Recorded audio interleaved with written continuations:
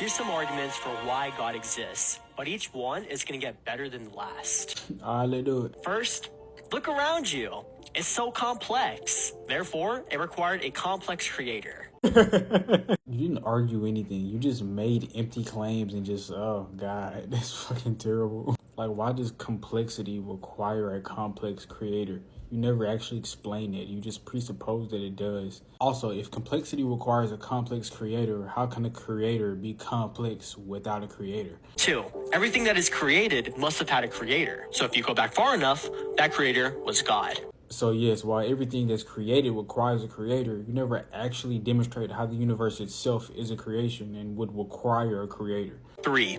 The universe is weirdly perfect for life.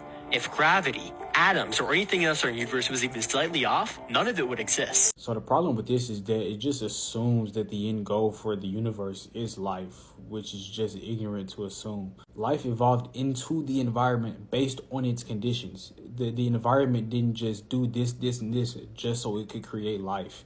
Also, hard for you to claim that the universe is perfect for life when the universe is mostly empty. If the universe was so perfect for life, life should be abundant and we should see it literally everywhere in the universe. But we don't. 4. Objective morality exists. Everyone agrees that murder is bad. But where does that come from? This comes from moral lawgiver, God. So here you just assert an empty claim without ever demonstrating how it's true. You never actually argue the case for morality being objective, you just assume that it is. Then you claim that everyone agrees that murder is wrong, but they don't. First, we have to establish that there are different types of murder. Then we have to acknowledge that there were and still are people that actively try to justify different forms of murder. But even if everyone agreed that murder was wrong, that still would not mean that morality is objective.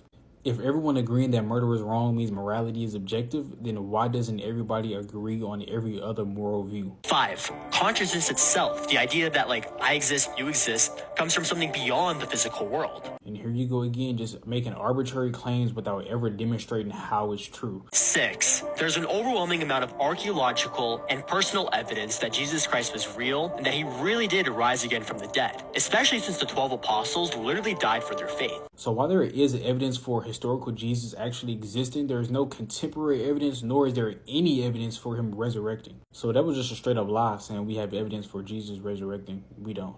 And the apostles dying because they believed his claim literally proved nothing, at all. People can and do die for lives, and no, that is not me saying that they were lying. They probably did genuinely believe that, but that still doesn't make it true, right? People die for their beliefs whether they're true or not. If they genuinely believe them, they'll probably die for it, especially when it comes to religion. 7. Personal experience. I feel like God exists. When I worship God, I feel a sense of peace. And it can't just be a placebo effect because we really do feel a change in our life. And tens of billions of people have also been transformed by the word.